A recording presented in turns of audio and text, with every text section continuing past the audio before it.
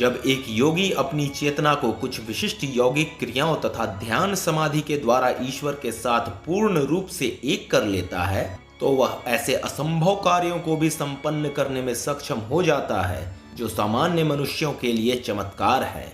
और ऐसे ही अनेक ईश्वर प्राप्त सिद्ध योगियों की चमत्कारिक कथाएं अपनी विश्व विख्यात पुस्तक ऑटोबायोग्राफी ऑफ अ योगी में संकलित की है। आधुनिक युग के सबसे प्रसिद्ध एवं सिद्ध संतों में से एक परमहंस योगानंद जी ने ईश्वर प्राप्ति की तीव्र इच्छा रखने वाले एक नन्हे बालक के रूप में भी तथा ईश्वर प्राप्त कर लेने के बाद स्वयं एक सिद्ध संत के रूप में भी अनेक महान सिद्ध संतों के साक्षात्कार किए। उनके अविश्वसनीय चमत्कारों को स्वयं देखा भी और कुछ उन्हें सुनाई भी गईं।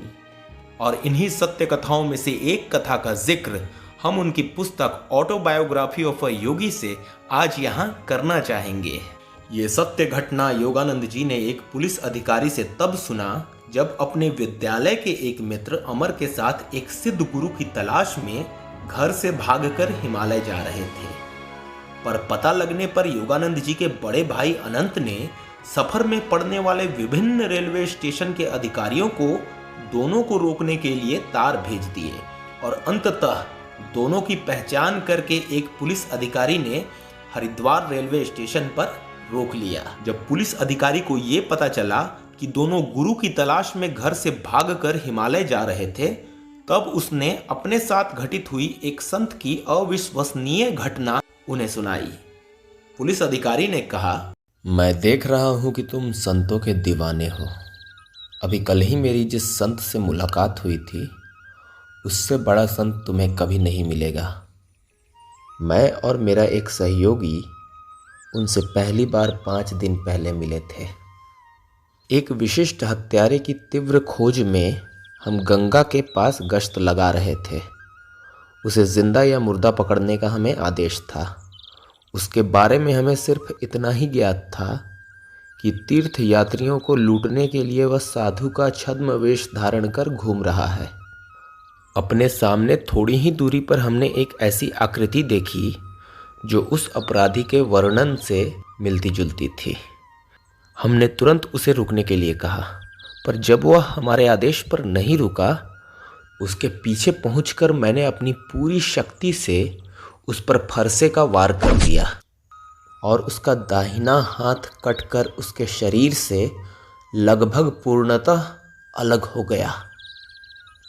लेकिन आश्चर्य की बात यह है कि बिना किसी प्रकार के कोई आवाज़ निकाले और बिना उस भयंकर घाव पर दृष्टि डाले ही वह अजनबी अपनी तेज गति से चलता ही रहा। जब आश्चर्य और हैरानी में हम लपक कर उसके सामने खड़े हो गए तब उसने शांत भाव से कहा, जिस हत्यारे की तुम्हें तलाश है वह मैं नहीं हूँ। यह देखकर मुझे गहरा आघात लगा कि मैंने दिव्य पुरुष से दिखने वाले एक संत के शरीर को घायल कर दिया था। पश्चाताप में मैं उनके चरणों में साष्टांग लौट गया और कातर स्वर में क्षमा याचना करने लगा तथा तेजी से निकलते खून की धारा को रोकने के लिए मैंने अपनी पगड़ी का कपड़ा उन्हें दिया। लेकिन उस महापुरुष ने मेरी ओर दया और स्नेह की दृष्टि से देखते हुए कहा, बेटा तुम्हारी भूल स्वाभाविक ही थी, जाओ और यूं पश्चाताप न करो। परम प्रिय जगन माता मेरी देखभाल कर रही हैं। इतना कहकर उन्होंने अपनी लटकती भुजा को पकड़कर उसके स्थान पर लगाया और चमत्कार, वह जुड़ गई और आश्चर्यजनक रूप से रक्त का प्रवाह भी बंद हो गया। तत्पश्चात उस महायोगी ने सामने एक पेड़ की ओर इशारा करते हुए हमसे कहा, 3 दिन बाद मुझसे उस पेड़ के नीचे आकर मिलो, तुम मुझे पूर्णतः स्वस्थ पाओगे। इस प्रकार तुम्हें कोई पश्चाताप नहीं रहेगा। और कल ही मैं अपने सहयोगी के साथ वहाँ गया था। वह संत वहीं थे। उन्होंने मुझे अपनी बाँह का पूरा निरीक्षण करने दिया। वहाँ पर न तो घाव का कोई चिन्ह था न चोट का कोई लक्षण। उसके बाद उस महात्मा ने हमें आशीर्वाद देते हुए कहा कि मैं ऋषिकेश होते हुए हिमालय के निर्जन प्रदेशों में जा रहा हूँ। और उसके बाद वह तुरंत वहां से प्रस्थान कर गए।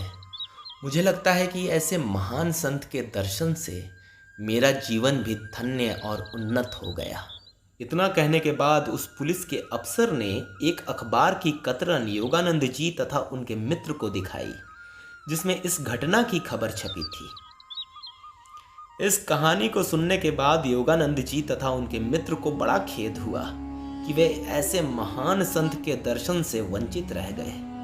और हो भी क्यों ना, आखिर वे दोनों ऐसे ही एक महान संत की तलाश जो कर रहे थे। खैर, हम तो इस कहानी पर इतना ही कहना चाहेंगे कि जब कोई ईश्वर से पूर्ण रूप से जुड़ा होता है तो फिर उसके लिए कुछ भी असंभव नहीं होता।